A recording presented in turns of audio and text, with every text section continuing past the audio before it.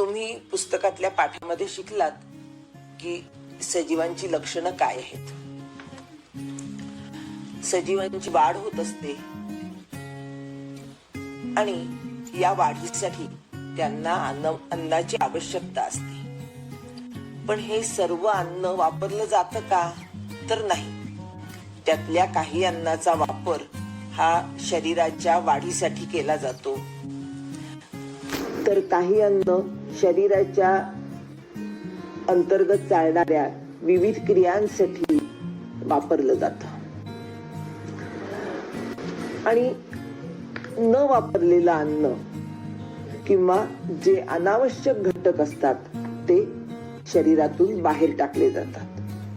म्हणजेच प्रत्येक सजीवाच्या वाढीबरोबरच नको असलेले घट पदार्थ बाहेर टाकले जाणं हेही तेवढंच आवश्यक आहे.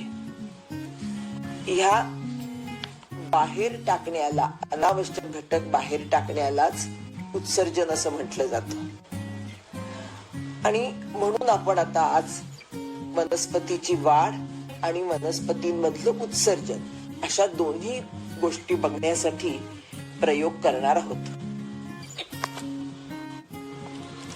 नेहमी तुम्ही शाळेच्या प्रयोगशाळेत प्रयोग करता, पण आता तर तुमच्या भोवतालचा सर्व परिसर हीच तुमची प्रयोगशाळा आहे.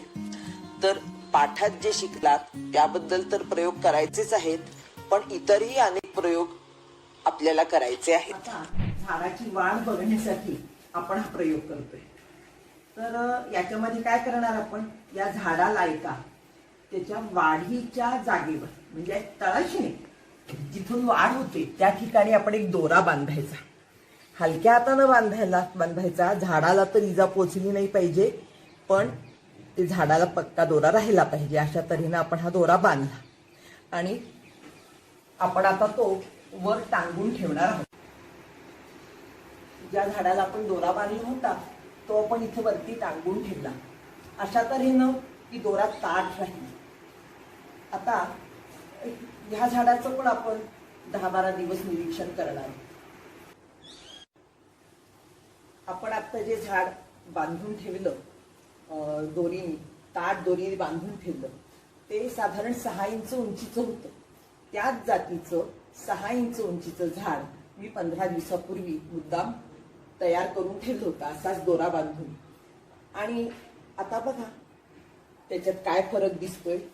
हा दोरा इतका सैल पडलाय, तेव्हा 6 इंच उंचीचं असणारं झाड आता जवळजवळ 10-12 इंच उंचीचं झालंय. त्याला पानही खूप फुटली आहेत, फुलं आली आहेत, झाडाची वाढ झाली आणि ती झाडाची वाढ झाल्यामुळे हा दोरा सैल पडलाय.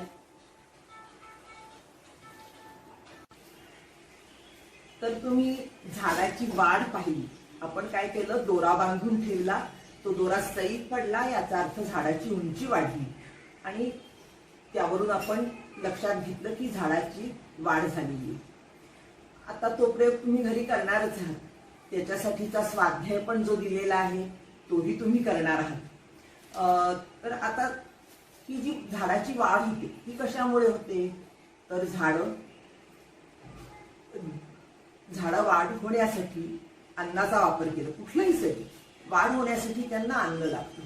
हे अन्न ते घेतात, त्या अन्नाचा ते वापर करतात आणि हा वापर करताना जे जास्तीचे घटक शिल्लक राहतात, जे त्यांनी वापरलेले नसतात, असे घटक ते बाहेर टाकतात. ह्याला उत्सर्ग असं म्हणतात. झाडं अन्न तयार करतात, हे त्यांचं आपलं तयार करतात बरं का. हरितद्रव्य असलेली पानं सूर्यप्रकाशामध्ये पाणी आणि कार्बन डायऑक्साईड या दोन्हीचा वापर करून अन्न तयार करतात, जे साखरेच्या स्वरूपात म्हणजे ज्याला ग्लुकोज म्हणतो आपण त्या स्वरूपात असतं. आणि त्याच्यात अतिरिक्त पाणी हे ते बाहेर पडतात. ह्यालाच बाष्पोत्सर्जन असं म्हणतात.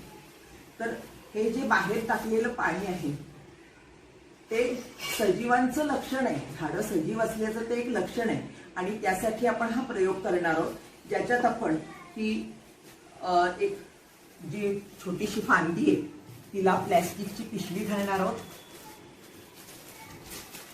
ही पिशवी आपण घातली की आपण ती दोऱ्याने घट्ट बांधून ठेवायची. की जेणेकरून आत हवाही जाणार नाही आणि आतलं पाणीही बाहेर पडणार नाही, अशा तऱ्हेनं बांधायची. ती बांधली तर गेली पाहिजे, पण झाडाला इजा तर पोचली नाही पाहिजे, ह्याची काळजी आपण घ्यायची. तर अशी ही पिशवी बांधून ठेवली की आपण हे झाड 5-6 तास उन्हामध्ये ठेवून द्यायचं आणि त्याच्यानंतर आपण त्याचं बघायचं की काय झालंय, काय फरक पडलाय. तर हे आपल्याला दिसून येईल. ह्या प्रकारे आपण बांधली पिशवी घट्ट बांधली. तुम्ही असंही करू शकता. आता इथे ही पानं खूप छोटी छोटी होती आणि म्हणून मी पिशवी त्याला एका फांदीलाच बांधली. पण तुम्ही दोन तीन जी मोठी पानं असतील अशी निवडा आणि त्यातल्या एका पानाला जरी तुम्ही बांधली, त्याच्यासाठी तुम्हाला अशी छोटी पिशवी घ्यावी लागेल. तर ती तुम्ही घेतली आणि जर एका पानाला बांधली तरी हरकत नाही. आता ही पिशवी बांधली म्हणजे आपलं अर्धी कृती पूर्ण झाली बरं का. आता हा पुरा केव्हा होईल प्रयोग, तर 5-6 तासांनी जेव्हा आपण बघू की काय त्याचं घडलाय, तिथं काय नवीन घडलाय ते जेव्हा बघू तेव्हा आपला प्रयोग करून. आता तुमच्यासाठी मी काय केलंय, मी दुसऱ्या एका फांदीला अशीच पिशवी बांधून ठेवली. ही बघा. आणि हे 5-6 तास मी उन्हात ठेवलेलंच आहे. तर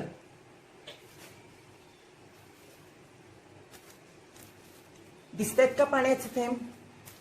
आता हे जे पाण्याचे थेंब आहे ते कसले आहेत, तर ह्या पानांमधून जे बाष्पोत्सर्जन झालंय त्यामुळे हे पाण्याचे थेंब पिशवीच्या आतल्या लेअरवर जमा झालेले आपल्याला दिसत आहेत.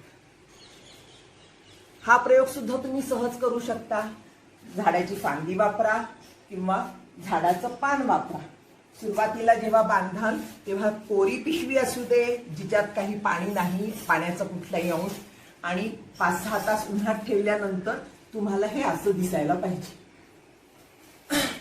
आता हे जे बाष्पोत्सर्जन आहे, तर हे तुम्ही एक प्रयोग करू शकता बरं का, की हे झाड कसलंय, आपल्याला नेहमी आढळणारं फुलझाड आहे.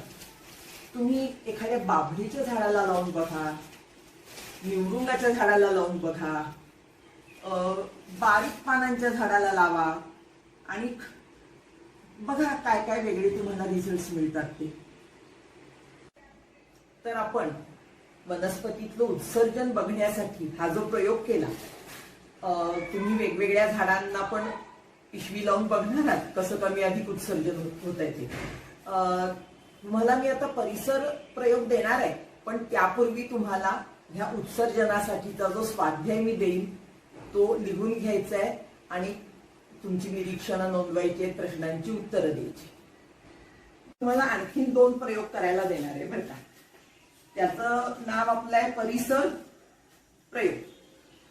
तर एक काम करायचं, कोणतंही एक झाड घ्या, अशा तऱ्हेचं झाड घ्या आणि त्याच्या एका पानाला आपण जसं म्हटलं तशी प्लॅस्टिकची पिशवी आपल्याला बांधायची. फक्त एवढ्या एका पानाला बांधून ठेवली तरी पुरे आहे.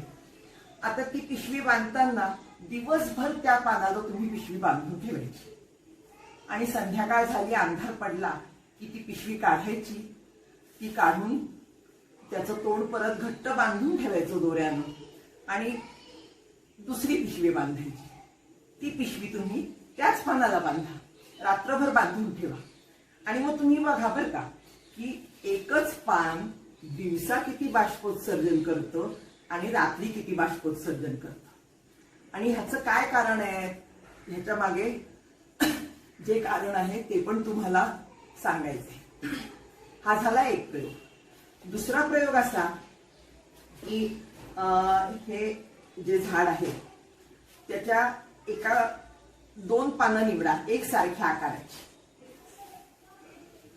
आता ह्या एका पानाच्या वरच्या भागाला जो डार्क हिरवा दिसतोय त्याला तुम्ही हा असा क्रीमचा हात लावा. क्रीम, तेल काही लावलं तरी चालेल, पण त्याच्या वरच्या भागाला लावा. मात्र दुसऱ्या पानाला हेच खालच्या बाजूला लावा. आलं लक्षात? एका पानाला वरून आणि एका पानाला खालून आपण तेल लावलं. आता त्यानंतर ही दोन्ही पानं प्लॅस्टिकच्या पिशवीने वेगवेगळी बांधून ठेवा. ह्या पहिल्या झाडांना कसं केलं ना, ह्या झाडांना तसंच तुम्ही ती 5-6 तास उन्हामध्ये ठेवा आणि बघा काय फरक पडतोय. आणि त्याचंही कारण नोंदवून ठेवा. त्याच्यासाठी तुम्हाला पाठ वाचावा लागेल मनापासून, पण तुम्हाला कारण निश्चित सापडेल त्याचं. तुम्ही अंकुरलेल्या बीजापासून तयार झालेली छोटी छोटी रोपं पाहिली, अगदी 2-4 इंचाच्या उंचीची, पण थोडंसं मोठं झालेली ही मिरचीची रोपं बघा. ही पण तुम्हाला वेगवेगळ्या टप्प्यावर त्यांची वाढ कशी झालेली आहे ती ह्याच्यात दिसून येईल.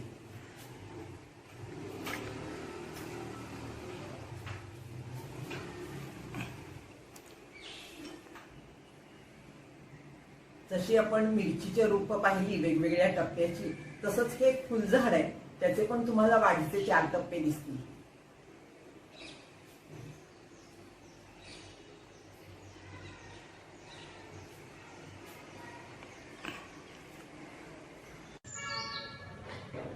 पाच 6 तासांपूर्वी आपण या झाडाला ही पिशवी बांधली होती पहा. आणि तेव्हा मी तुम्हाला दाखवलं होतं की मी एक पिशवी आधीच बांधून ठेवली आणि ती ही पिशवी. तर आता बघा, आपण जेव्हा पिशवी पाहिली बांधली तेव्हा त्याच्यात आत पाण्याचा एक थेंब सुद्धा नव्हता. आणि आता बघा तुम्हाला तिथं किती उत्सर्जन झाल्यामुळे बाष्प जमा झालेलं दिसतंय ते. तर हे झाडांनी 5-6 तासात केलेलं उत्सर्जन आहे. दिसतायत का तुम्हाला पाण्याचे थेंब? अर्थात आपण जेव्हा ही पिशवी बांधली त्यावेळेस मी आधीच एक पिशवी बांधून ठेवलेली तुम्हाला दाखवली होती, तर ती ही पिशवी. आता ह्याच्यात मात्र त्यामानानं जास्त बाष्प जमा झालाय पहा, कारण ही जास्त वेळ राहिली उन्हात आणि जास्त उत्सर्जन झालेलं त्यांनी पिशवीत पाणी धरून ठेवलंय. तर हा असा प्रयोग तुम्ही करायला घेतला तर तुम्हाला बाष्पोत्सर्जन झालेलं दिसेल वनस्पतींमध्ये.